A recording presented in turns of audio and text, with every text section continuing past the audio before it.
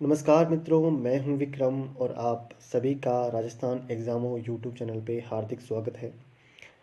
जैसा कि आप देख पा रहे हैं कि आज से हम इस चैनल पे राजस्थान जीके के ऑब्जेक्टिव क्वेश्चनों की सीरीज स्टार्ट करने वाले हैं। और आप सबको विगत होगा कि आने वाले जितने भी एग्ज़ाम हैं, चाहे पटवारी ले लो या रीट ले लो या फिर राजस्थान हाई कोर्ट का ले लो, इन सब में राजस्थान जीके का वेटेज काफ़ी ज़्यादा है।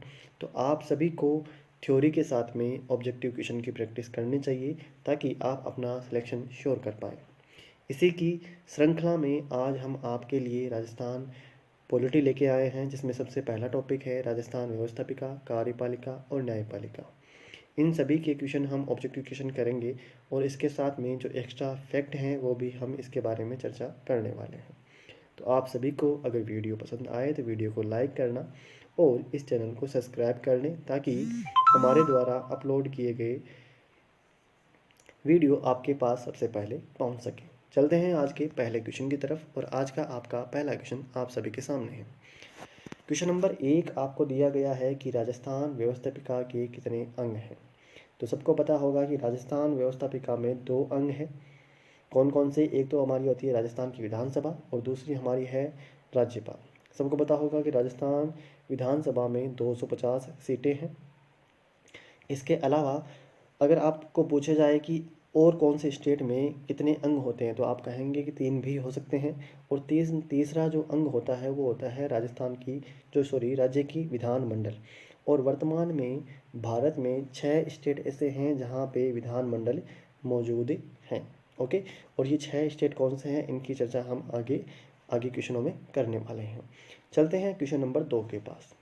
क्वेश्चन नंबर 2 आपको दिया गया है कि राष्ट्रपति किसकी सलाह से राज्यपाल की नियुक्ति करता है। तो राष्ट्रपति है वो मंत्रिपरिषद की सलाह से ही राज्यपाल की नियुक्ति करता है, लेकिन ये एक संवैधानिक निकाय नहीं है। ये केवल एक परंपरा मात्र ही माना जाता है ताकि मुख्यमंत्री अपना शासन चलाने में सही रहे। ओके, चलते हैं क्वेश्चन नंबर 3 के पास। क्वेश्चन नंबर 3 आपको बोला गया है कि जून 2020 में राजस्थान से निर्वाचित राज्यसभा सांसद कौन कौन हैं। तो देखना ये जो क्वेश्चन है वो इम्पोर्टेंट है और आने वाले एग्जाम में आपको ये वाला क्वेश्चन मिल भी सकता है। तो सबसे पहले आपके हैं श्री नीरज डांगी जो कांग्रेस से हैं। दूसरा आपका है राजेंद्र गहलोत जो भाजपा से हैं। और तीसरा आपका है के.सी. वेणुगोपाल जो कि कांग्रेस से हैं। यानी ये तीनों के तीनों जो राज्यसभा सांसद है वो जून 2020 के अंदर ही चुने गए हैं। ओके, अब इसके अलावा जो 3 जो अभी रिक्त हुए हैं उनको हम देख लेते हैं। तो देखना कि जब ये चुने गए हैं तो इसका मतलब 3 की सीटें खाली हुई है और 3 की सीटें जिनकी खाली हुई हैं वो कौन कौन सी है। तो ये देखना यहाँ से सबसे पहले है आपका विजय गोयल, दूसरा आपका है नारायण लाल और तीसरा आपका है राम नारायण डूडी। ये तीनों ही अभी निष्कासित हुए हैं या आप कह सकते हैं कि इनकी सीटें खाली हुई है। अगला क्वेश्चन आप सभी के सामने है कि क्या राष्ट्रपति को राज्यपाल की नियुक्ति से पूर्व संबंधित राज्य के मुख्यमंत्री से सलाह लेना संवैधानिक आवश्यकता है। तो अभी हमने इसके बारे में बात की थी कि ये एक संवैधानिक आवश्यकता नहीं है, हम एक केवल परंपरा के रूप में ही मानते हैं। तो क्या होगा कि यह केवल एक परंपरा है, संवैधानिक ज़रूरतें इसकी नहीं है। तो आशा करता हूँ कि आपको क्वेश्चन समझ में आ गया होगा। और अगर वीडियो अच्छा लग रहा है तो वीडियो को लाइक करें और चैनल को सब्सक्राइब कर लें।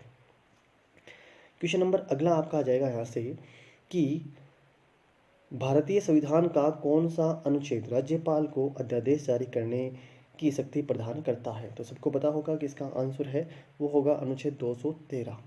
राइट, राज्यपाल है वो 213 के तहत अध्यादेश जारी कर सकता है जब विधानमंडल का सत्र नहीं चल रहा होगा। यानी याद रखें, अध्यादेश जारी कब कर सकता है? जब विधानमंडल का जो सत्र है वो नहीं चल रहा होगा। और दूसरा, मंत्रिपरिषद की परामर्श से ही मुख्यमंत्री या फिर मंत्रिपरिषद की परामर्श से अध्यादेश जारी किया जा सकता है। तीसरी बात कि जब आपका अध्यादेश जारी होगा तो वो 6 सप्ताह तक, कब तक होगा? 6 सप्ताह तक, जब तक विधानमंडल का जो विधान परिसभा है उसका सत्र आरंभ होने के 6 सप्ताह तक ही ये लागू रहेगा। उसके बाद अगर लागू करना है तो उनको पारित करना पड़ेगा और वो आगे लागू रह सकता है। अगला क्वेश्चन आप सभी के सामने है। क्वेश्चन नंबर अगला आपके पास दिया गया है कि क्या राज्यपाल राज्य के विधानमंडल के सत्र में रहने के दौरान अध्यादेश जारी कर सकता है?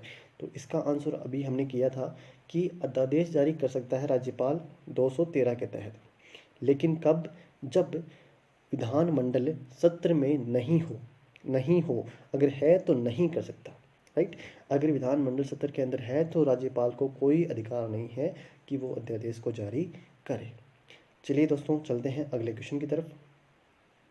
आपका आज का अगला क्वेश्चन ये है कि विवेकाधीन शक्तियों का प्रयोग करते समय राज्यपाल किसके प्रतिनिधि के तौर पर कार्य करता है? तो इसका आंसर होगा आपका केंद्र सरकार। किसकी तरफ है? केंद्र सरकार की तरफ करेगा।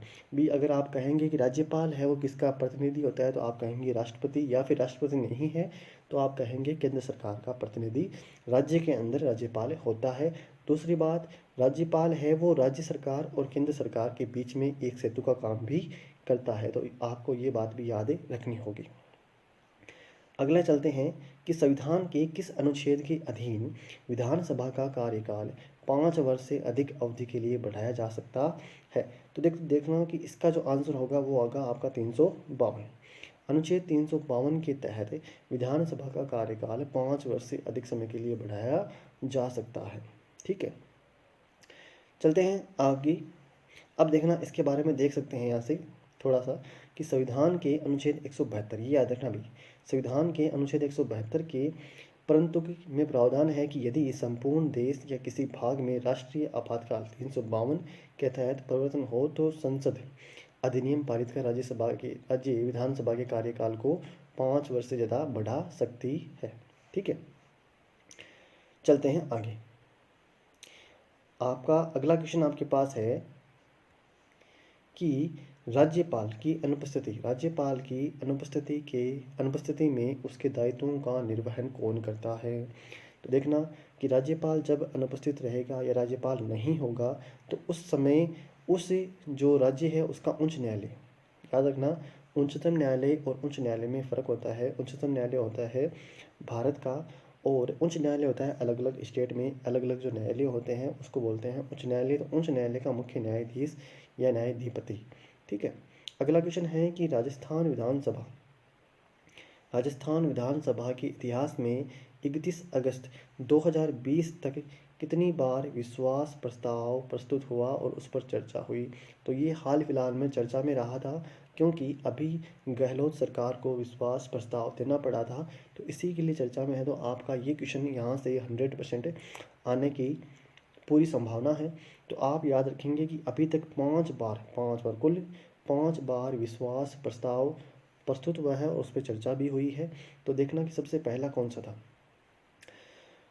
देखते हैं यहाँ से 5 प्रस्ताव कौन कौन से हैं। तो आप डेट अगर इनकी याद रखना चाहें तो याद रख सकते हैं क्योंकि इनका जो डीपली क्वेश्चन पूछा जाएगा पटवारी में तो वहाँ से क्वेश्चन आने की संभावना है।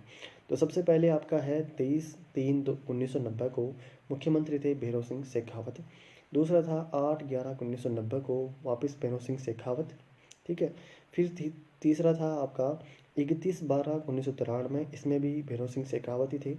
चौथा था 3/1/2009 को, वहाँ पे मुख्यमंत्री अशोक गहलोत थे।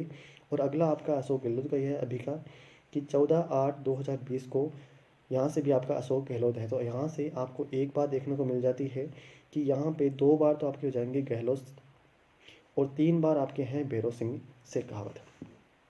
तो आपको याद रखना है कि अब तक विधानसभा में 5 बार कुल विश्वास प्रस्ताव प्रस्तुत किया गया है। अब ये देखना है कि सन 1952 के परिसीमन आयोग ने राजस्थान विधानसभा की सदस्य संख्या कितनी निर्धारित की थी?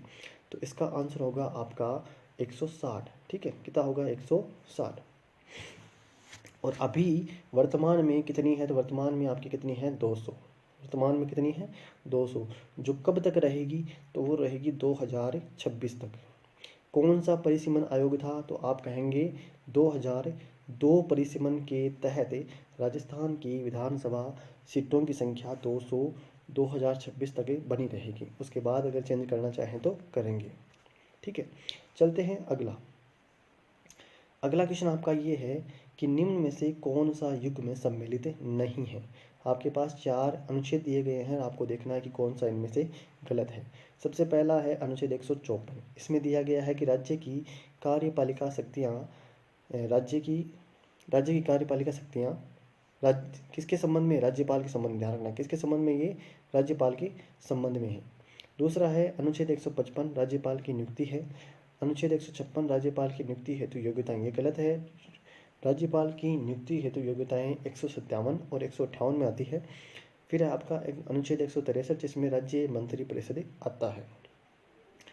क्वेश्चन अगला है, राजस्थान विधानसभा का कार्यकाल कितने वर्ष का है।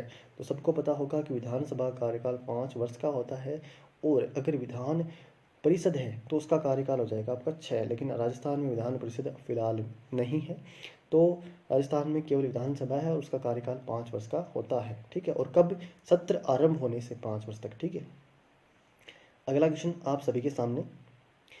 क्वेश्चन नंबर अगला है कि राज्य विधानसभा के बारे में अधोलिखित पर विचार कीजिए। सबसे पहले आपके पास में दिया गया है कि इसकी समयावधि 5 वर्ष होती है, तो ये आपका सही है। दूसरा आपको कहा गया कि इसकी अध्यक्षता मुख्यमंत्री करता है, तो ये देखो ये अध्यक्षता मुख्यमंत्री नहीं करता है, इसका अध्यक्षता करता है इसका अध्यक्ष, विधानसभा का अध्यक्ष है वो उसकी अध्यक्षता करता है। इसके सदस्य हैं वो जनता द्वारा प्रत्यक्ष रूप से निर्वाचित होते हैं, ये सही है। राज्यपाल को इसके विघटन करने का अधिकार, ये भी आपका सही है। लेकिन ये वाला क्वेश्चन आपका क्या है, गलत है। अब देखो किसके कौन कौन से आपके देखो यहाँ से सही कौन कौन से है। सही आपका है पहला, तीसरा और चौथा। तो पहला, तीसरा और चौथा इसका सही है, बाकी दूसरा यहाँ से गलत होगा। क्वेश्चन नंबर अगला, ये क्वेश्चन काफ़ी इंपॉर्टेंट है। ये क्वेश्चन, इस क्वेश्चन को आप रख लेना चाहिए। ये क्वेश्चन आपको आने वाले कोई से भी एग्जाम में जरूर मिल जाएगा। ठीक है, क्वेश्चन क्या है कि अनुसूचित जाति की कितनी महिलाएं 15वीं विधानसभा की सदस्य हैं। ठीक है, तो अभी कौन सी विधानसभा है, तो अभी हमारी 15वीं विधानसभा चल रही है ना। 2018 में जो चुनाव हुए हैं वो हमारी राजस्थान की 15वीं विधानसभा है, जिसमें अशोक गहलोत को मुख्यमंत्री चुना गया है। 18 कब चुना गया था, अब याद रखना कि अशोक गहलोत है वो आपका 18 दिसंबर 2018 को मुख्यमंत्री चुने गए हैं। कितनी बार, तीसरी बार। अशोक गहलोत तीसरी बार राजस्थान के 18 दिसंबर 2018 को मुख्यमंत्री चुने गए हैं। अब देखना कि जो हमारी 15वीं विधानसभा है उसमें महिला सदस्य कितनी हैं। तो महिला सदस्य टोटल है 25, टोटल 25 है, जिसमें ओबीसी, जनरल, एसटी और एसटी सारी की सारी महिलाएं आती हैं।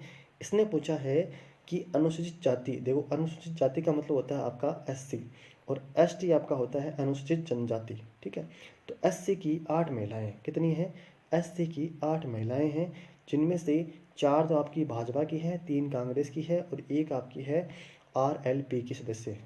ठीक है, ओके, चलते हैं अगले क्वेश्चन की तरफ। अगला क्वेश्चन आपका है, एक राज्य के राज्यपाल के संदर्भ में कौन सा कथन सही है। सबसे पहले राज्य की कार्यपालिका शक्तियाँ इसमें निहित होती है, सही होता है। इसकी उम्र 35 वर्ष होनी चाहिए, ये भी आपका सही होगा। अपने पद पर राष्ट्रपति की मर्जी पर ही बने रहते हैं, ये भी आपका सही है। और इसकी बर्खास्त के कारण संविधान में उल्लेखित है, तो ये आपका क्वेश्चन गलत है। कहीं भी संविधान में नहीं दिया गया है कि राज्यपाल बर्खास्त के लिए कारण या फिर कुछ उपाय, कुछ भी नहीं है। राष्ट्रपति केवल और केवल राज्यपाल को केवल और केवल राष्ट्रपति के प्रसाद पर्यंत अपने पद पर बना रह सकता है। तो ऑप्शन नंबर ए, बी और सी इसके क्या होंगे, सही होंगे। डी गलत है। चलते हैं यहाँ से अगले क्वेश्चन की तरफ। अगला क्वेश्चन भी इम्पोर्टेंट है, और क्वेश्चन नंबर अगला आपके पास है कि विधानसभा चुनाव में अस्पष्ट बहुमत के कारण राजस्थान में राष्ट्रपति शासन कब लागू किया गया था। तो आप देखेंगे 1967 के अंदर जो सबसे पहले राष्ट्रपति शासन लागू हुआ था, क्योंकि उस समय किसी भी पार्टी को स्पष्ट बहुमत नहीं मिला था। ठीक है, और इसीलिए ही राजस्थान में पहली बार राष्ट्रपति शासन लागू हुआ था। अब आपको पूछेंगे कि उस समय मुख्यमंत्री कौन थे, तो मुख्यमंत्री थे मोहनलाल सुखाड़िया। कौन थे, मुख्यमंत्री थे मोहनलाल सुखाड़िया। चौथी विधानसभा आपकी थी। तो आज का वीडियो यहीं पे समाप्त करते हैं, और आगे की जो सीरीज है वो कंटिन्यू रहेगी, तो इसीलिए चैनल को सब्सक्राइब कर लें और अपने दोस्तों के साथ इस चैनल को शेयर जरूर करें। मिलते हैं अगली वीडियो में, तब तक के लिए शुभ रात्रि, धन्यवाद।